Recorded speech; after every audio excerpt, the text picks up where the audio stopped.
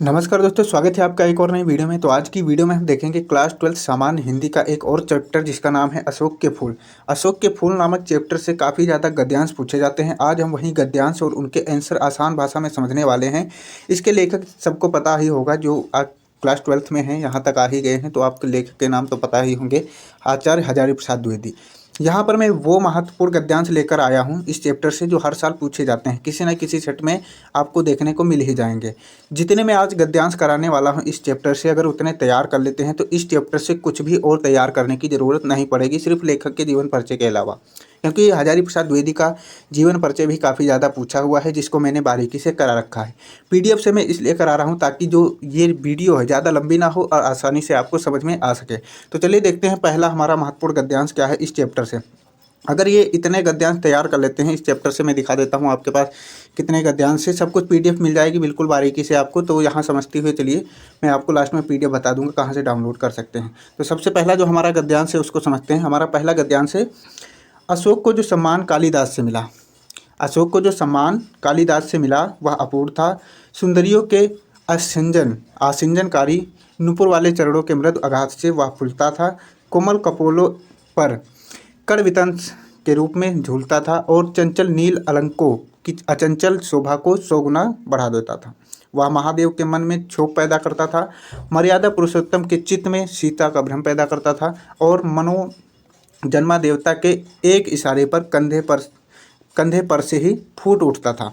यहाँ पर अशोक कहा जा रहा है कि जो लेखक हैं हजारी प्रसाद द्विवेदी, ये कह रहे हैं अशोक को जो सम्मान मिला वो कालिदास से मिला। जितना सम्मान कालिदास ने दिया है अशोक को, अशोक का फूल, ठीक है, जैसे चैप्टर का नाम भी है अशोक के फूल, तो अशोक के फूल को जो सम्मान सबसे ज़्यादा मिला वो किससे मिला? कालिदास से मिला। और वो सम्मान अपूर्व है, उसके बाद कोई इतना सम्मान नहीं दिया। अशोक के फूल को भुला दिए सब लोग।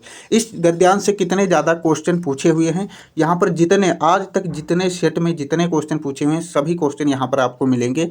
आपके को जब एग्जाम में पूछा जाएगा, गद्यांश आएगा, उसमें 5 क्वेश्चन आएंगे, तो इन्हीं में से 5 क्वेश्चन आपको देखने को मिलेंगे। पहला तो आप सभी को पता होगा, संदर्भ लिखना होता है। संदर्भ कैसे लिखेंगे? गद्यांश के पाठ और लेखक का नाम लिखे। तो पाठ का नाम अशोक के फूल है और लेखक का नाम क्या है? आचार्य हजारी प्रसाद द्विवेदी। पाठ का नाम अशोक के फूल और लेखक का नाम आचार्य हजारी प्रसाद द्विवेदी। अगला है रेखांकित अंश की व्याख्या। हम इसकी व्याख्या क्या है, जैसे पहले क्वेश्चन का संदर्भ वगैरह सब कुछ लिख दिया है, बिल्कुल प्रॉपर तरीके की पीडीएफ आपको मिल जाएगी। तो प्रस्तुत गद्यांश हिंदी साहित्य के सुप्रसिद्ध ललित निबंधकार आचार्य हजारी प्रसाद द्विवेदी द्वारा लिखित अशोक के फूल नामक निबंध से उद्धृत है। अब उसकी व्याख्या जो लिखा हुआ था वहाँ पर अंडरलाइन किया हुआ, उसकी व्याख्या यहाँ लिखी हुई है। उनकी मान्यता के अनुसार अशोक पर तभी पुष्प आते थे जब कोई अत्यंत सुंदर और कोमलांगी यानी कोमल अंग वाली युवती अपने मृदु एवं संगीतमय नुपुर वाले चरणों का प्रहार उस पर करती थी। अशोक के फूल की कोमलता, मोहकता और कामोत्तेजक गुणों के कारण सुंदरिया उन्हें अपने कानों का आभूषण बनाती थी।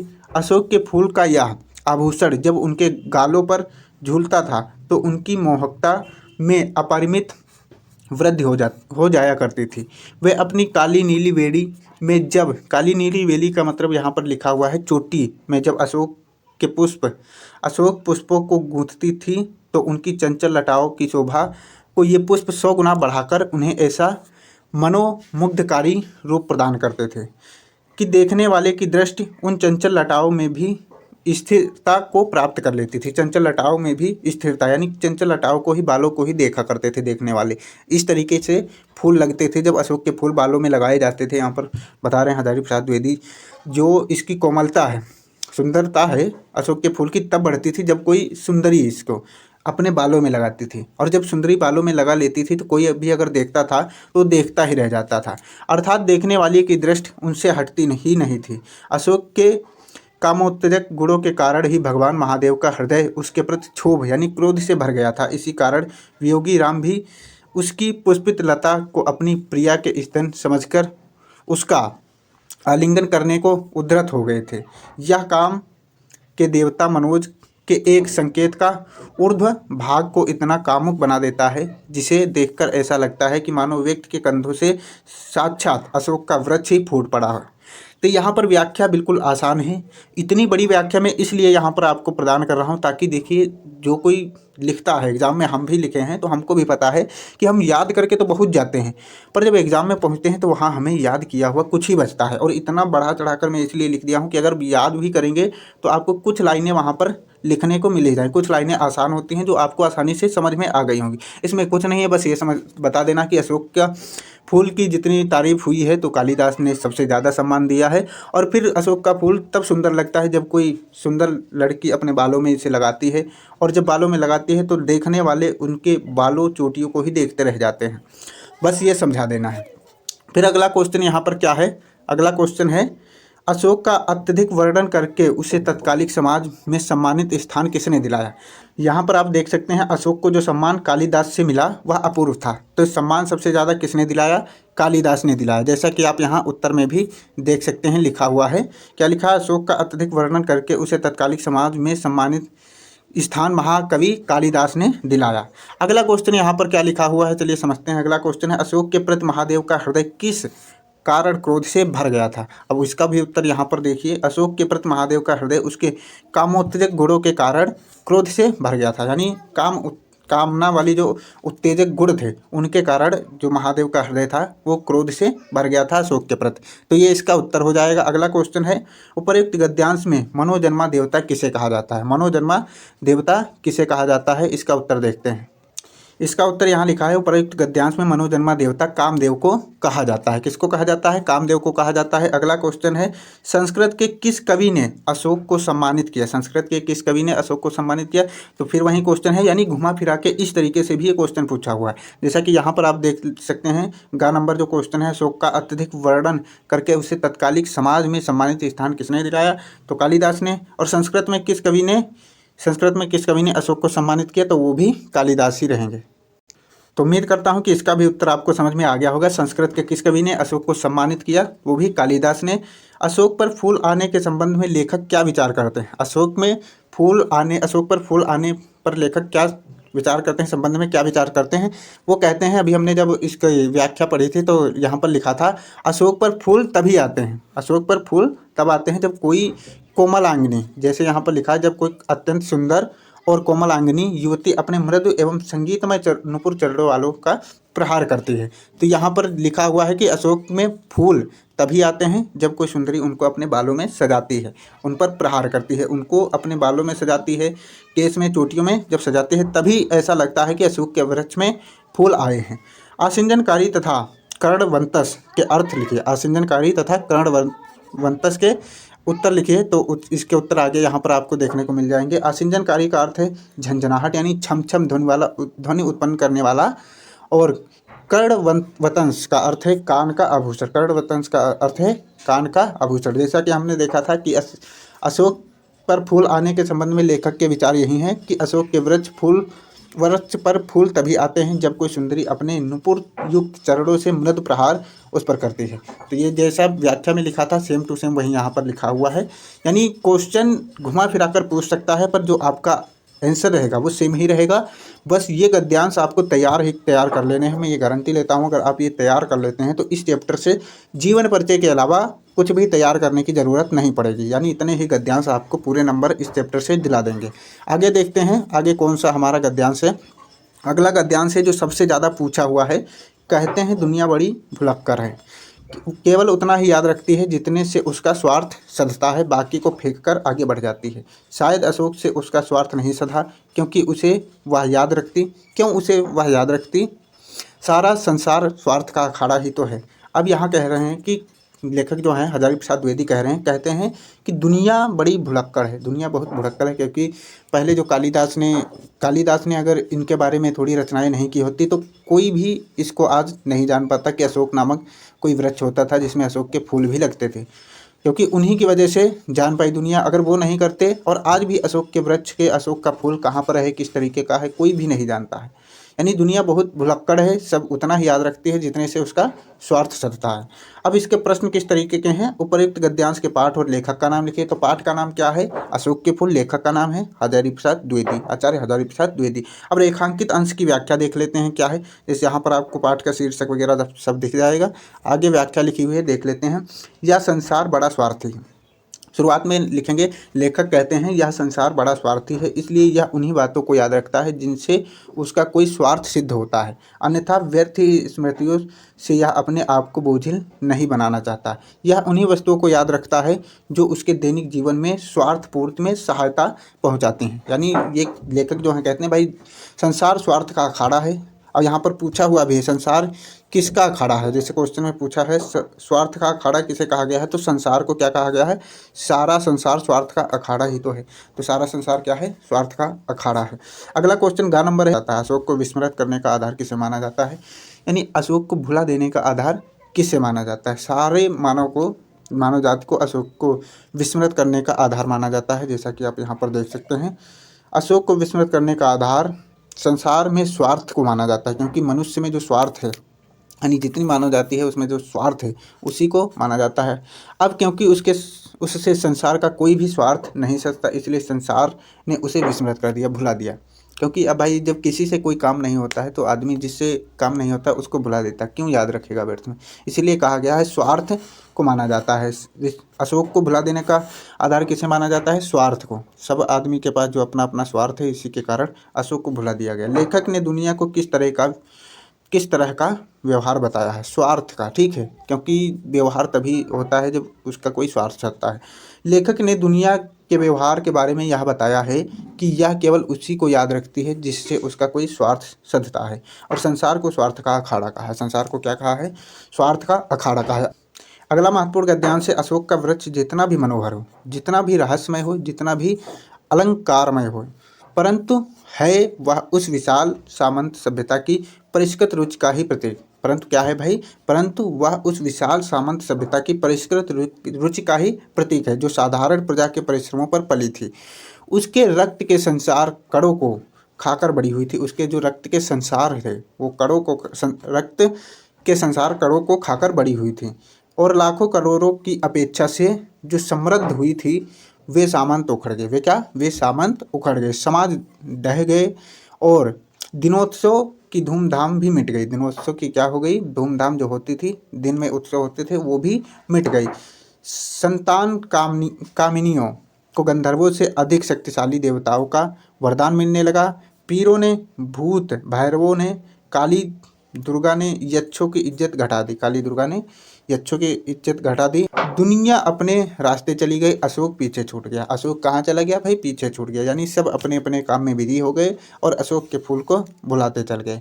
फिर इसमें वही हमें लिखना है कि भाई उपर्युक्त गद्यांश का शीर्षक और पाठ के लेखक का नाम लिखना है और रेखांकित अंश की व्याख्या करनी है। तो पाठ का नाम तो आपको पता ही है, अशोक के फूल, और लेखक का नाम हजारी प्रसाद द्विवेदी। अब देख लेते हैं इसकी व्याख्या कहाँ से, जहाँ से इसके अंडरलाइन किया गया है भाई, कहाँ से, जो साधारण प्रजा, यहाँ से आप देख सकते हैं, जो साधारण प्रजा के परिश्रमों पर पली थी, और कहाँ तक अशोक पीछे छूट गया, यहाँ तक हमें इसका व्याख्या करनी है इसकी।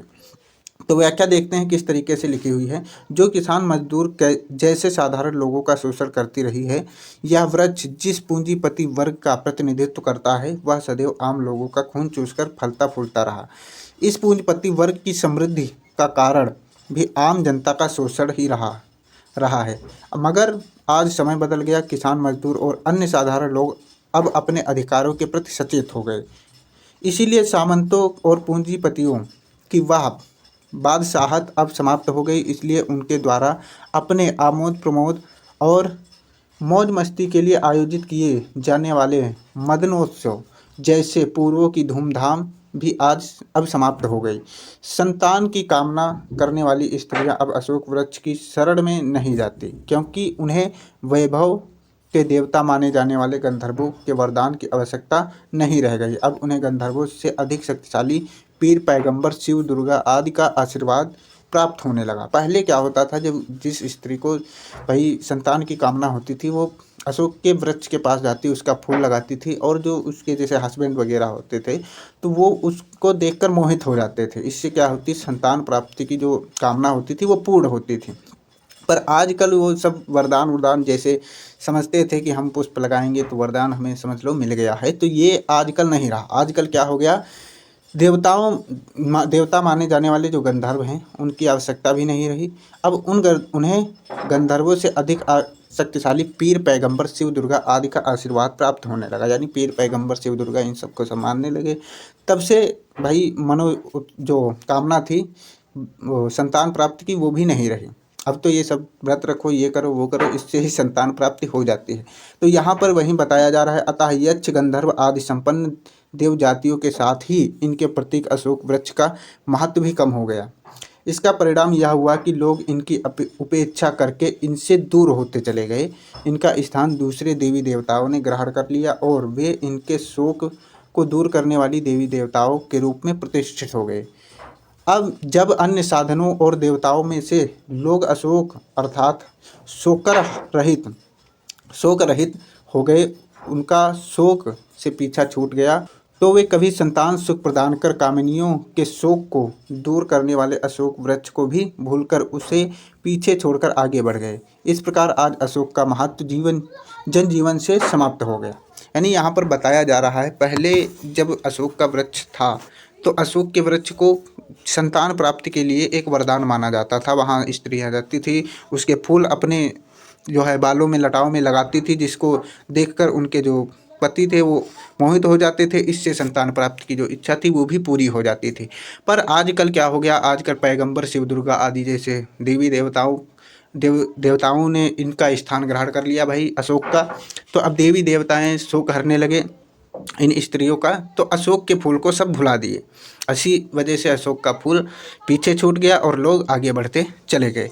अगला क्वेश्चन इसमें क्या पूछा हुआ है देख लेते हैं। अगला क्वेश्चन है, सामंती सभ्यता।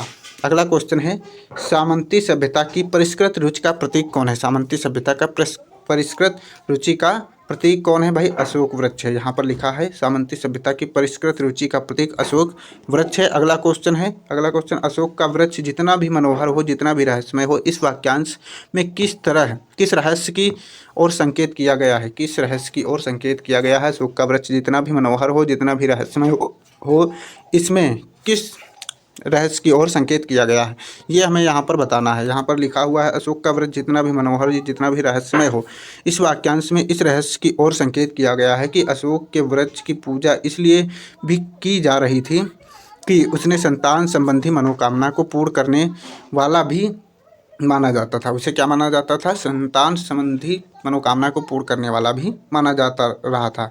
संतान की कामना करने वाली स्त्रियां अब अशोक के वृक्ष की शरण में जाकर उसकी पूजा नहीं करती। तो यही रहस्य की ओर संकेत किया गया है। अगला क्वेश्चन है, प्रस्तुत गद्यांश के अनुसार सामंत क्यों उखड़ गए? प्रस्तुत गद्यांश के अनुसार सामंत क्यों उखड़ गए, इसका हमें उत्तर देना है। प्रस्तुत गद्यांश के अनुसार सामंत इसलिए उखड़ गए अथवा उनका अस्तित्व इसलिए समाप्त हो गया क्योंकि वे जिन किसान मजदूरों का खून चूसकर स्वयं को समृद्ध बनाते रहे, वे आम जनता के लोग, किसान और मजदूर समय के परिवर्तन के साथ अपने अधिकारों के प्रति सचेत हो गए। इसी वजह से क्या हुए? सामंत उखड़ गए। क्या हुए? सामंत उखड़ गए। अगला क्वेश्चन है भाई, यक्षों की इज्जत किसने घटा दी? यक्षों की इज्जत किसने जो है वो घटा दी? यहाँ अगला क्वेश्चन है, यक्षों की इज्जत पीरों, भैरव और महाकाली जैसे देवी देवताओं के कारण कम हो गई, क्योंकि वैभव के देवता माने जाने वाले यक्ष गंधर्व की पूजा में आज के समाज की आस्था समाप्त हो चुकी है। आज के समाज की आस्था जो है वो समाप्त हो गई। गंधर्व जो पूजा गंधर्वों की जा रही है, इनके में जो आज के समाज की जो आस्थाएं थी वो समाप्त हो चुकी हैं। अगला क्वेश्चन क्या है देखते हैं। अगला क्वेश्चन है, लाखों करोड़ों की उपेक्षा से कौन समृद्धि हुई थी? कौन समृद्धि हुई थी? लाखों करोड़ों की अपेक्षा से कौन समृद्ध हुई थी? लाखों करोड़ों की उपेक्षा से सामंती सभ्यता समृद्ध हुई थी। लाखों करोड़ों की उपेक्षा से सामंती सभ्यता जो है समृद्ध हुई थी। अगला क्वेश्चन है, अशोक का वृक्ष किसका प्रतीक है? लिखा हुआ है, अशोक का वृक्ष विशाल सामंत सभ्यता की परिष्कृत रुचि का प्रतीक है। परिष्कृत रुचि का प्रतीक है। इसमें एक क्वेश्चन छूट गया है। कौन सा क्वेश्चन छूटा था? आज उस सामंती सभ्यता, आज उस सामंती सभ्यता की क्या स्थिति है। जैसे 4 नंबर क्वेश्चन यहाँ पर छूट गया था, आज उस सामंती सभ्यता की क्या स्थिति है, तो उसका हमें आंसर यहाँ पर लिखना है, आज सामंती सभ्यता की क्या स्थिति है। आज वह सामंती सभ्यता समाप्त हो गई है।